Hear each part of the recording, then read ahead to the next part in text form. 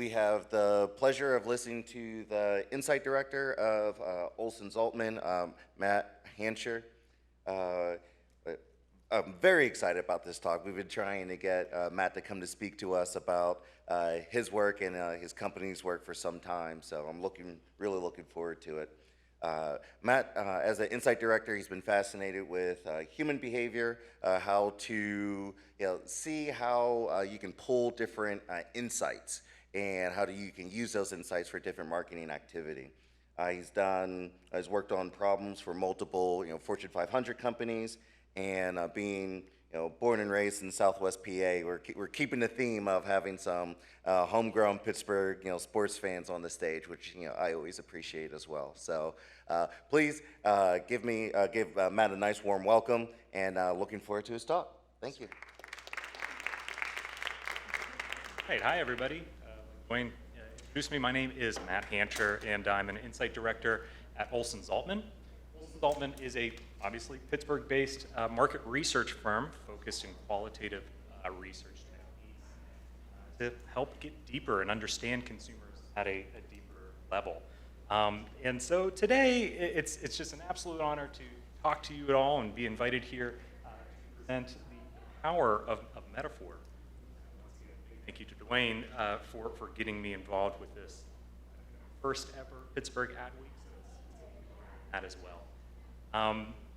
So, like he mentioned, this was a year in the making. He reached out for like a chapter meeting talk, and it turned out on the stage at the Pittsburgh Playhouse. So it's a big difference from where we started, but I'm really excited. But if I'm being honest, whenever I was thinking about this and I was planning this out, it got to the point where, it started to weigh on me, right? And then, I got told that I'm on this stage. And if I were to ask high school Matt right now, what he'd be doing right now, he'd call me crazy. But then I was looking in all the speakers and who else is being involved. I started to feel a lot of pressure. I kind of had to bring it. Then ultimately, like right now, it feels like my heart's going to explode because of just all the nerves and the fact that I have to present to all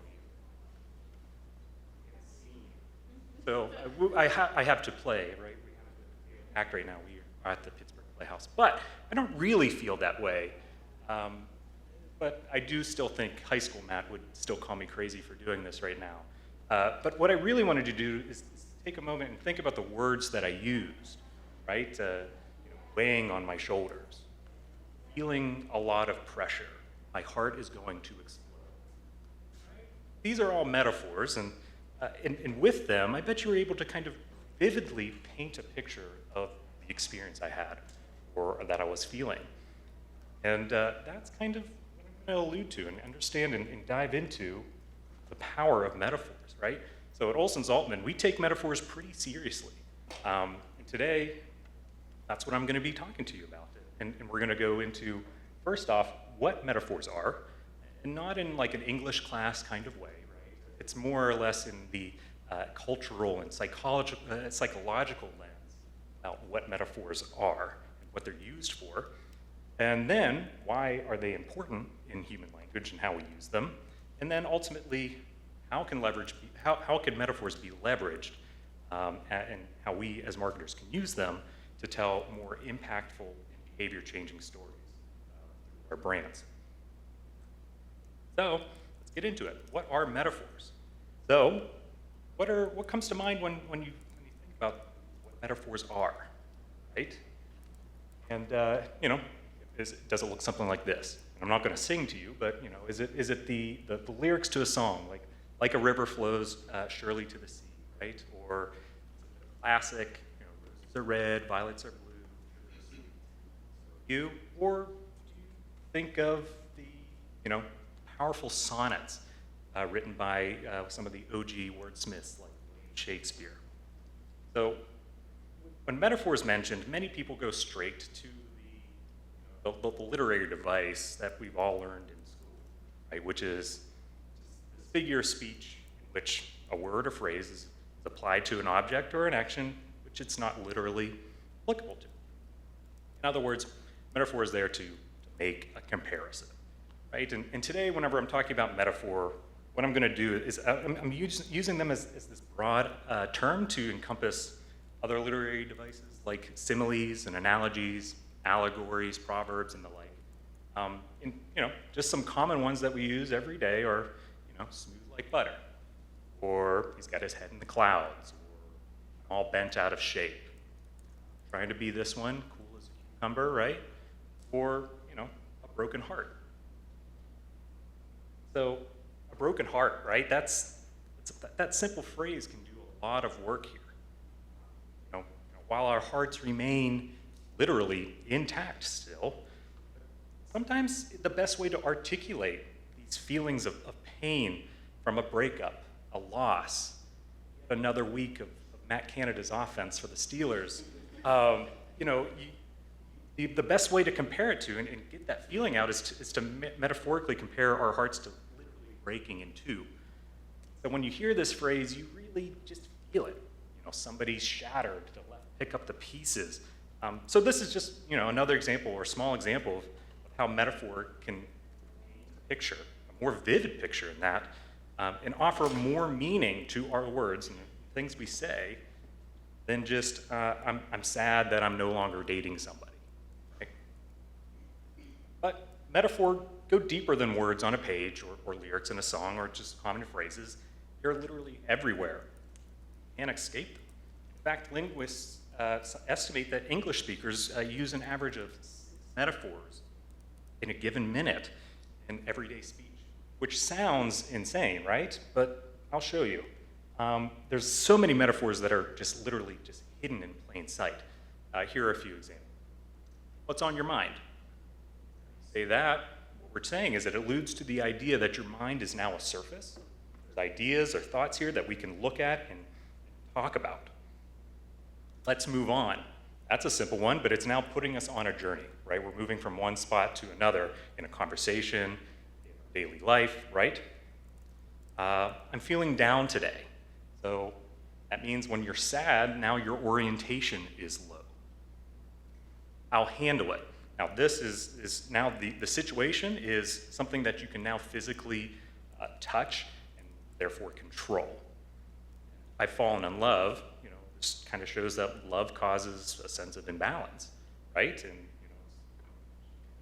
pointing out to the fact that love does hurt, breaking hearts, falling in love, right? And so, and then another one of them that I really like is let's spend time together. Now, it goes back to the phrase, time is money, right?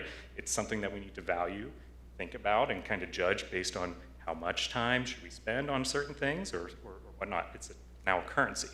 So all these metaphors, we just glance over them in our day-to-day life, and they just kind of go undetected. And metaphors are also really great at kind of uncovering emotional context.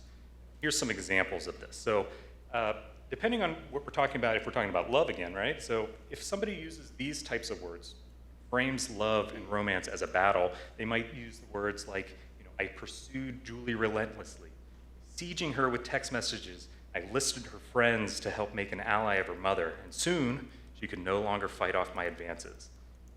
I won her hand in marriage. Together we make a good alliance. Now, the feelings you get from that, emotional context you get from that is completely different than if you frame romance as magic. Words that we would use as magic, it would be like, from the moment I first saw Julie, I was mesmerized by her beauty. Tells me that I cast a spell over her with my enchanting text messages. I even charmed her mother.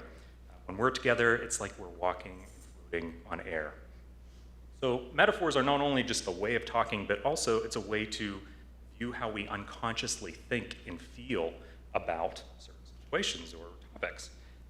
And so a word of advice is if you're with a partner and the words that they talk about around love are more battle-focused, and you may feel and talk about it more focused, I would reconsider that relationship because you're not seeing eye to eye there.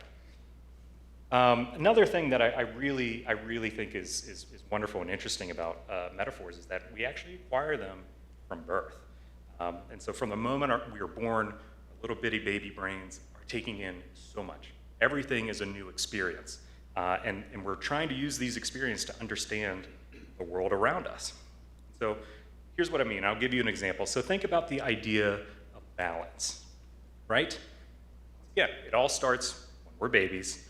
We learn to balance ourselves through first lifting up our heads and keeping, those gentle necks kind of holding up those noggins. And then, it turns into them starting to sit upright. And the next thing you know it, they're pulling themselves up on the furniture, starting to crawl around, and then they're walking, and then they're running. And so before they even know what the word balance is, they know what the meaning is.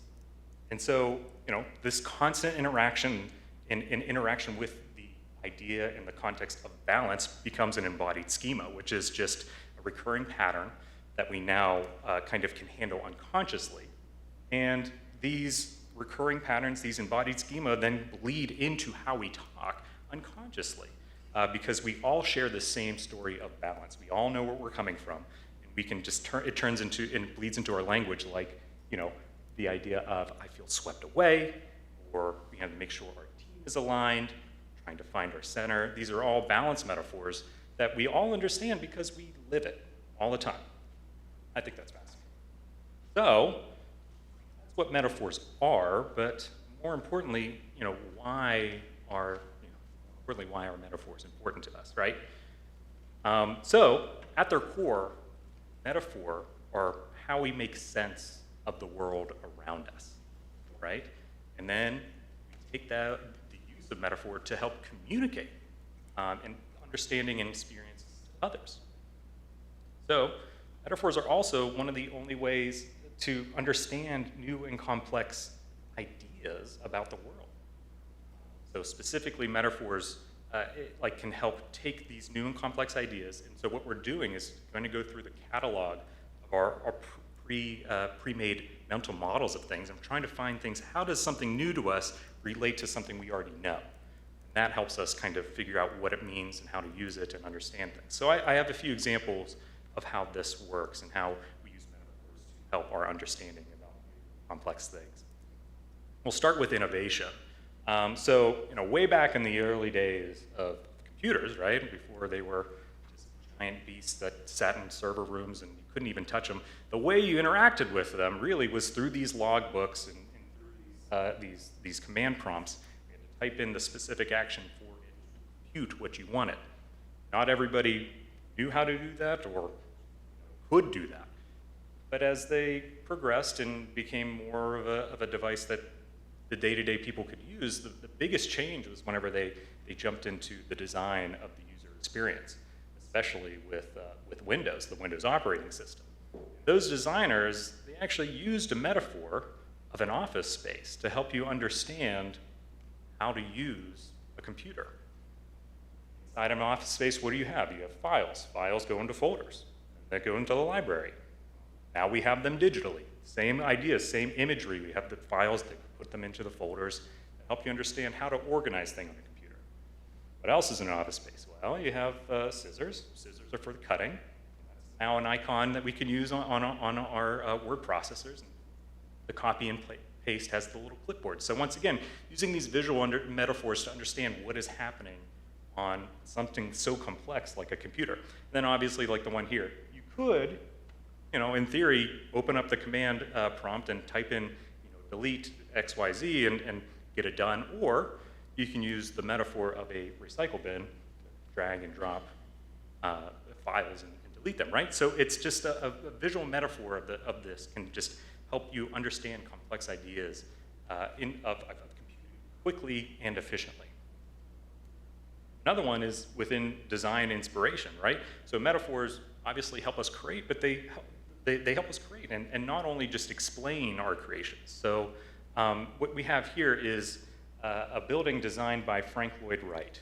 And the story about how he designed this one is he's obviously known of finding ways to incorporate nature within his designs.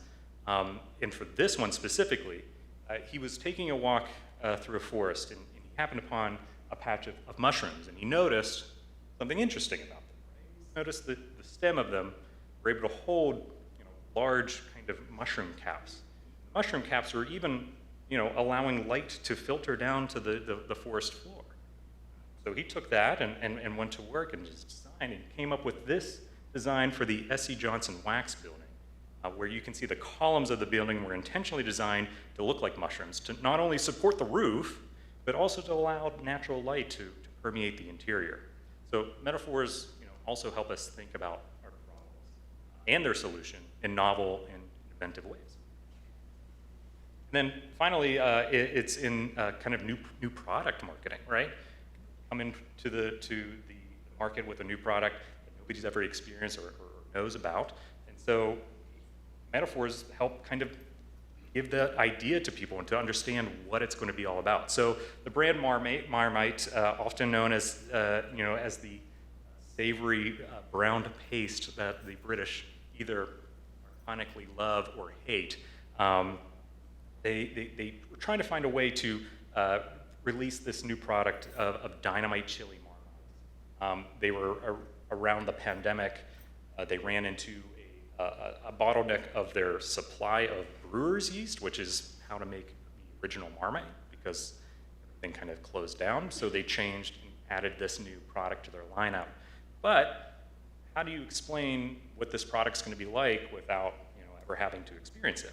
They use this type of marketing, and in this example, this execution here, to kind of show, you can kind of take away right away, even if you've never heard of Marmite, or have ever heard of this brand, or ever even thought about trying this, you understand what it's going to taste like and who is the person who's going to enjoy it. So once again, how does this all apply to us as marketers? Well, as marketers and advertisers, we're often faced with the dreaded say-do gap, right? Which is what consumers say that they're going to do, a survey or just a quick conversation, doesn't often reflect their behavior and what they do, right? It causes this gap. You have a new product, you kind of give the survey, like, would you try product X? They say, oh, sure, but then it fails within a few months. Why is that? Well, it's not because the consumers are being intentionally deceitful or nefarious, no. It's because they can't tell you what they think because they just don't know what they think. And why is that? Well, because, according to cognitive neuroscientists, we've found out that we're only conscious about 5% of our cognitive activity all the time. So that leaves 95% of our thoughts and our feelings, which include our behaviors, our decision makings, our emotions, are left trapped behind the unconscious, inside the unconscious mind. Well, not only are metaphors good for understanding and conveying meaning, they're also a window into the unconscious mind, right? And so if it's our job and if we want to fully understand our consumers and speak to them at a deeper, more meaningful level, we have to explore what's happening in their unconscious mind. And this is where all the decision making is done. So we had to get in there. So I'm going to take a moment to kind of show you how this actually works a little bit. So I want you to take the moment to imagine Paris, France. Close your eyes, see if you can get there in your mind. What's going on? What's it feel like? Now, when you open your eyes, is this what you saw? Right? Words on a page, facts, figures, dates? No, because you thought more like this, right? You thought you saw the wondrous sights around Paris, the Eiffel Tower, the beautiful architecture. You could also maybe even smell a croissant coming out of a bakery, right? Or in the distance you hear a man playing his accordion overlooking the Seine. A quaint cafe with the bustling of dishes and some wine and coffee being served. So this is what you saw in your mind whenever you thought about Paris. And the thing is, you may have never been to Paris, but you're able to kind of build that with your mind from your other experiences, media and the like. And so just this small exercise is kind of showing that, what we think and feel is within there, and it's visual versus, words. Because we don't think in words, we think in images. So, when we think about this, images can mean many things, and they often mean that you're thinking metaphor. You're also thinking in sounds, you're thinking in feelings, in scents, in memories, in voices. But for us, visual memories are kind of the easiest way and the most accessible way to kind of get out there. And herein lies the power of metaphor. from what we already know is that they're super effective in terms of telegraphing meaning extremely fast, right? But we have to think about this contextually as well. Living in this digital age where we're bombarded with ideas and messages at all angles, at all times, and if we have to reach our consumers through communication that has to happen, one, fast, efficiently, but also effectively in seconds. Thankfully, our metaphor can do this. So I'll just give you a quick example of what imagery-based metaphor is and how this can kind of help us understand the unconscious mental frames of individuals. So we did this study for De Beers a while back, and the way that we do qualitative research at Olson Zaltman is using ZMAT, which stands for, it's our proprietary our method of using ZMAT. It stands for the Zaltman Metaphor Elicitation Technique. And this technique helps draw out key metaphors and tap into the deep emotions of individuals. Before each interview, we ask our participants to bring in a set of images, 5 to 7 images that metaphorically represent their thoughts and feelings around any certain topic. And then we use those images to kind of talk about them as like kind of the jumping off point of like why what they're feeling and what their thoughts are about any topic. And for this one, it was specifically around giving their partners diamonds. 2 cohorts, one segment being people who frequently gave diamonds to their partners and those who didn't. It was more of a rarity. So I'll have us look at each of the images at a time. So for the folks who gave the diamonds frequently to their partners, imagery that they brought in, like this. What can we see, right? We see crowns, luxury vehicles, we see indulgent meals and destination places, vacations, right? And so what we can tell and what we can glean from the patterns in the imagery that they have here and the words that they gave us is that for them, it's much more status focused whenever they offer and give diamonds to their partners. But how about those who rarely did it? You can see there's a vast difference in the way that these images look, right? You actually see the people in this one, right? The relationship is more prominent and center. You can see it's very more emotional. You see the happiness, you see like the closeness and the togetherness. So what we see here is that it's much more emotionally focused and relationship kind of focused as well. And so this in itself is showing that there's 2 different types of unconscious mental frames, right? From the patterning of imagery around giving diamonds. And so once again, it's coming back to if we are supposed to tell the story to the right people the right way, we have to make sure we understand what is their unconscious mental frame so it hits at a better, more deeper level. So for example, if you show an ad that's more status focused to somebody who rarely gives diamonds, it's just not going to match up to how they think and feel about the act of giving diamonds. So now we'll get into a few examples of how metaphors can be leveraged because in the end, right, marketers use metaphor too all the time in copy and just the stories we tell and visually, right? And the most interesting and strategically useful metaphors are there to uncover the hidden meaning of conscious orientations. In other words, metaphors reveal those deeper forms of understanding. So I have a few examples of how metaphor were leveraged in an impactful way that we helped some of our clients. And first off, we'll start with Oticon. Oticon is a large international hearing aid manufacturer. They wanted to understand the consumer's thoughts and feelings about living with hearing loss and also their thoughts and feelings and perception of using hearing aids. Specifically, they wanted to understand the deep emotional barriers that prevented people with significant hearing loss, why they wouldn't use or seek ways to improve their hearing, because that was the problem that they had. They had other previous research that there was a significant proportion of folks, up to 80% of those with hearing loss, refused to wear a hearing aid based off of the healthcare professional's guidance.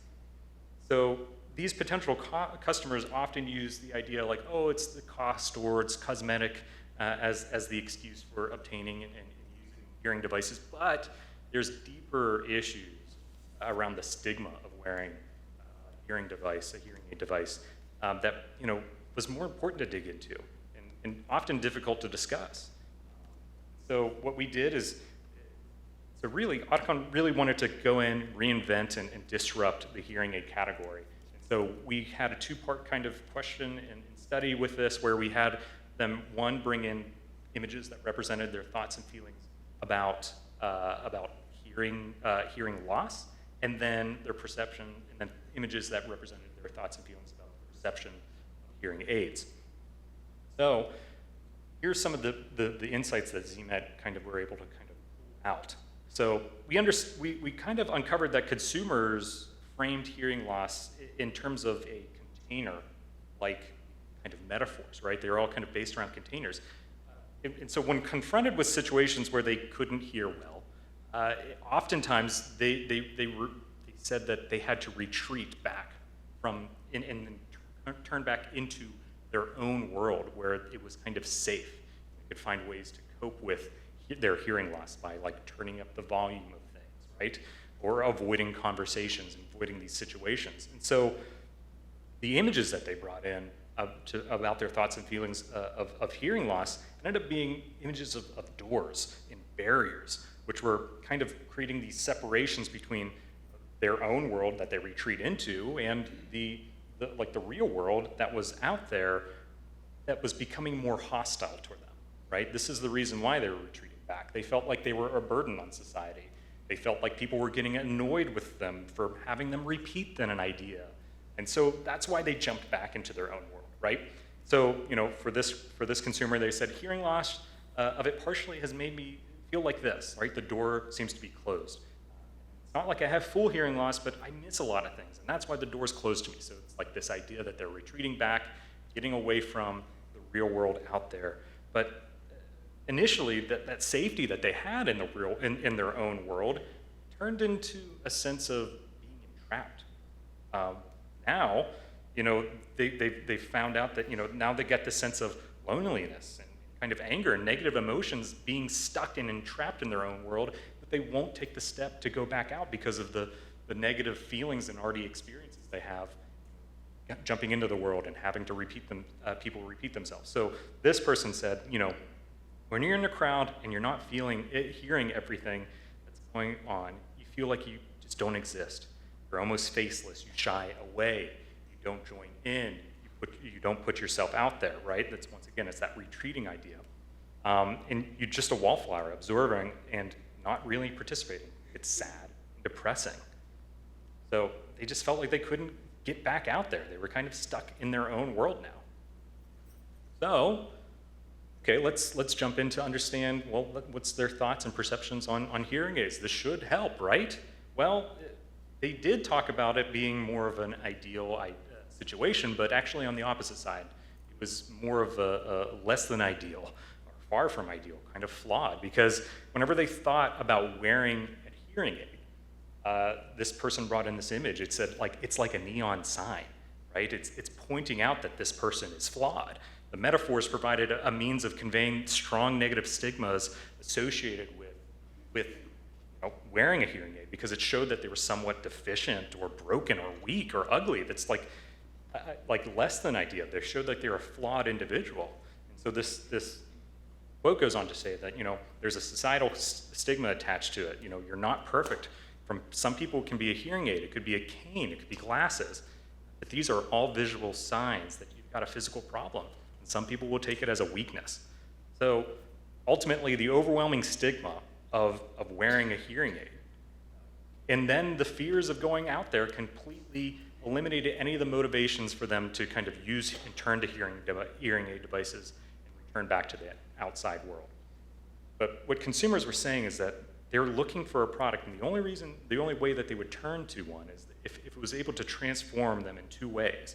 One, transform them from feeling and kind of looking flawed, and also transform them in a way to break out of that entrapment and re-enter the world and away from that negative, the negative world that they initially had to retreat from. So, with these metaphors of container and entrapment and transformation, ultimately what they wanted, Oticon went to the drawing board, kind of literally, and designed a new product based around the idea of transformation. So metaphors can be leveraged through product design and also naming. So in this sense, the name itself is delta. Delta is the Greek symbol for the triangle of change, right? So that shows, this alludes to the idea of transformation. And a subtle one, you may blink if you blink and you miss it kind of deal, is like the actual design of the product is a triangle itself. Once again, alluding to this idea of transformation. It's also designed in a way to be mistaken for something else. As you can see, it's bright orange, right? Most of the time you think about hearing aids, they're kind of skin colored, right, to blend in. They purposely designed them to be mistaken for something else. So they were bright colors, orange, purple, pink, green. I think there was even a cheetah print one, which is interesting, but I'll go with it too. So yeah, they had these interesting designs, interesting colors. They were kind of made to be a device that was more flaunted, right, than hidden. We actually did some more testing, and we did see that it was actually confirmed that the devices were indeed mistaken for something other than a hearing device. It was often attributed to, like, is that a Bluetooth? Is it straight up an accessory? Or some type of earring, so a piece of jewelry. So it was interesting. So then also looking at this design, they took that idea of transformation in terms of obviously doing some emotionally rich and resonating copy of imagery. So what you see here is that they have visually, they have the device coming out of that cage. Remember how I said that they were entrapped by their own world? Well, now that world is opened up. They can transform, they can leave that world and go back to the way they lived before.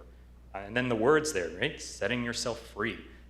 Because you should never have, nothing should hold you captive, not even hearing loss, right? So this idea that you're able to kind of free and transform yourself and get back to the new world. They even enlisted the help of Huey Lewis to kind of help with the destigmatization of hearing loss. He's notable for having dealing with hearing loss from his career in the music industry, so they were trying to push this idea that this is normal, this is okay. And then eventually the audiologists and distributors changed the way that they sold these products instead of really focusing on, the product benefit of now I can hear better, this is the effectiveness, the battery life. They also changed the way they sold it to be more, okay, how does this affect me emotionally, right? Trying to say, like, it's the emotional concerns through these deep understandings that we were able to provide through ZMET. So that's one way that metaphors can be leveraged. And my next one that I had to share with you is Tropicana Canada specifically came to us. And they were having some issues with sales. So they started decline over the past 5 years. This is 3 years ago at this point. They needed to find a way to differentiate themselves as a commodity product, right? That's a problem. Because a lot of people have orange juice in their fridge. There's not much to kind of compare it to, make it different. So to find something different about orange juice, they came to us and we decided, like, let's find an emotional space, right, that hasn't been claimed by this category. So the ZMET question, the focus around it was like the thoughts and feelings about images that represented their thoughts and feelings about orange juice, and the role it plays in their life. So here are the images that they brought in. So what can you see here, right? Obviously, when you think about orange juice, you're going to get these ideas of things being tropical, and natural, and warm, and kind of sunny, right? But it goes a little bit deeper. There's a few in here that are kind of stand out, right? So the top corner there's actually some coffee. It's kind of hard to see. There's actually like a coffee scene kind of right in front of it, right? So it's showing this idea of, like, it's relaxing, right? This kind of morning routine. The middle image shows a family, right? So there's family moments that are involved. And there's a little bit of a carefree vibe with the child flying the kites. And then there's this overwhelming sense of joy from the woman in the top corner. So, yes, there's some obvious images of natural, but there's some little nuances within the images that are going to be dove into when we were talking to these participants. How do these relate to your experiences? Tell me about moments in your life where you have orange juice and you feel this way, right? And so the metaphor that came through strongly and we shared with the client was that orange juice is like sunshine in a glass, right? And so, there's a few ways that this came to life where sensorially, right, like the sun, the sensorial experience that you get from orange juice is warm and bright, right? So thinking about orange juice when you pour it into the glass, it's that yellowy orange, like color, and it's very bright, it's vibrant, it's warm and inviting. And then when you drink it itself, it has that bright kick, right? It's refreshing, kind of like whenever the sun kind of hits your skin, right? And so also the sun, like the sun, orange juice brings this sense of joy, energy, and peace. A lot of people said like they were kind of transported to the place where the oranges were grown, right? And usually in a more tropical setting, where whenever you're out here on this scene, you get this sense of joy, kind of a revitalization of your energy and kind of an inner peace kind of, right? So, with these consumer stories, imagery, and most importantly, this metaphor of sunshine in glass, the client developed the following. For years, orange juice brands have been saying the same thing: freshly squeezed, 100% pure and natural, fresh from the grove. To stand out, Tropicana had to think outside the orange. So we picked our consumers' minds, and what they told us is that Tropicana is more than juice. It's a feeling. We dubbed it that Tropicana feeling, and found the perfect way to bring this idea to life right here on the bottle, our brand icon that's been around in Canada since 1991. Using the Tropicana orange and straw as our hero, we combine pure juice with pure joy and introduce that Tropicana feeling to Canada through targeted creative featuring vibrant colors, uplifting moments, and the perfect feel-good music track to bring out the brightness of Tropicana orange juice in a whole new way. What is Tropicana? Well, it's this. And it's also a feeling. Like this. Definitely this. All of this. A splash of that. A little bit of this. A little bit of that. And plenty of this. That feeling of 100% pure natural goodness. That Tropicana feeling. By creating our own vibrant space in the orange juice category, we made it clear that Tropicana is more than juice. It's a spark of brightness to your day. And the results prove it was definitely worth the squeeze. So that was how they took those metaphors and turned it into action. And from this, what we ended up seeing was that after introducing their share grew, their volume grew, and ultimately, compared to their next competitor, the share gap increased from 8 to 15 percentage points. Then they went on and actually submitted this to the FE Canada Awards, and it won silver. So this was really, really awesome to kind of see the use of metaphor and the leveraging of metaphor in a very impactful way. Because that's kind of the whole point of it all, right? We must carefully select the relevant metaphor that will activate the desired meanings that we're looking for in the minds of the consumers. The best way to do that is by talking with the consumers, understanding them at a deeper level. So, in summary, here's a few key takeaways, right? Is one, that metaphor is an exclusively rare device. It's everywhere and often hidden in plain sight. Metaphors are there to help us understand the emotional context and how we make sense of the world around us, particularly when understanding new and new complex ideas. Metaphors have also been with us since birth, and they're particularly great in helping us understand the world around us. We use metaphor to explore the unconscious mind, right? And it's responsible for, the unconscious mind is then responsible for 95% of our behaviors and our emotions and our decision-making processes. So, and with that, it helps us kind of decrease or expand that say-do gap. And we think in imagery, not words, like we kind of seen with a few of the different examples, is that those imageries and the reveal patterns in the metaphors and ultimately how we think and feel about certain topics. Then ultimately, metaphor is unavoidable. So we must learn how to understand it and ultimately how to leverage it. And if you want to do that, if you want to learn more about metaphor or how to tap into consumers' minds and get deep with them, how to use relevant metaphors for your brands, reach out to us at Olson Zaltman. We'd be happy to talk to you, work together to kind of figure this out with you, consumers. So thank you.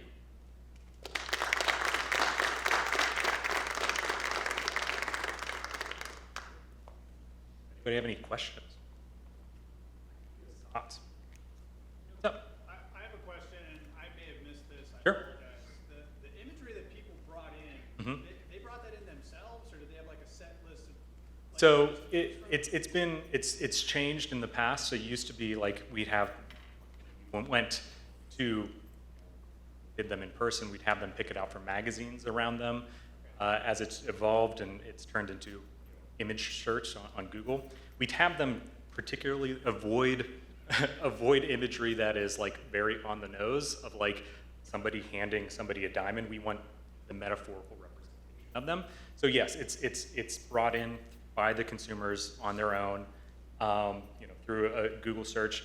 We have actually kind of been taking steps into using AI as well to kind of to start using like the Bing AI image generator to kind of also create these metaphorical images that best represent their thoughts and feelings.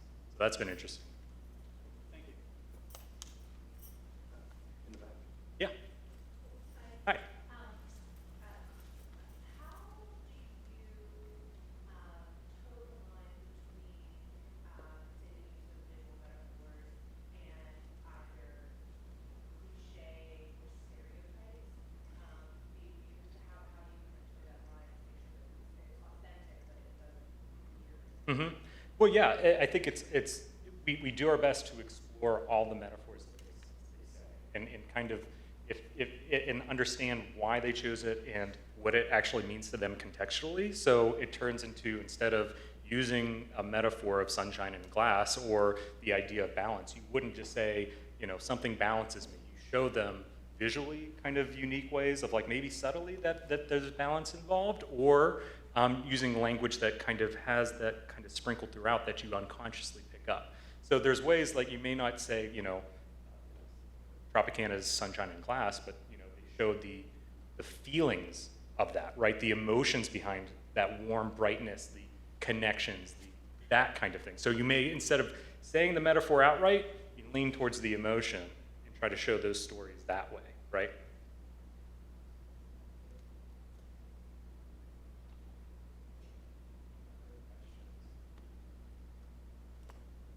Yes?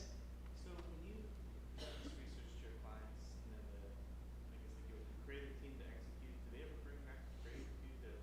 Yes. How's that work? Yes, we do a concept optimization and exploration. So once we've done foundational research like this, handed it off to them, their creative team takes it, and then they present it back to us and like, okay, they have two different ideas that they want to explore. All right, so now we have the foundational understanding of what the brand means or what it stands for.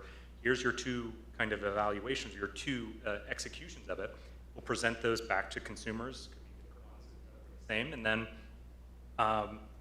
we then see if like they're saying the same thing, like, oh, this makes me feel like sunshine, or like if it's hitting on those mental frames that we already found, right? And so if it's doing that, we know that it's resonating at a deeper level. So we do that, and we do find like, okay, here's some areas of optimization. This is what this specific asset is telling us in these moments from like a qualitative level. Then we hand that once again back to them of like, here's what's hitting, here's what needs to be reworked, or this does not work, or it does not fit their thought and feeling about. So yes, we do concept optimization.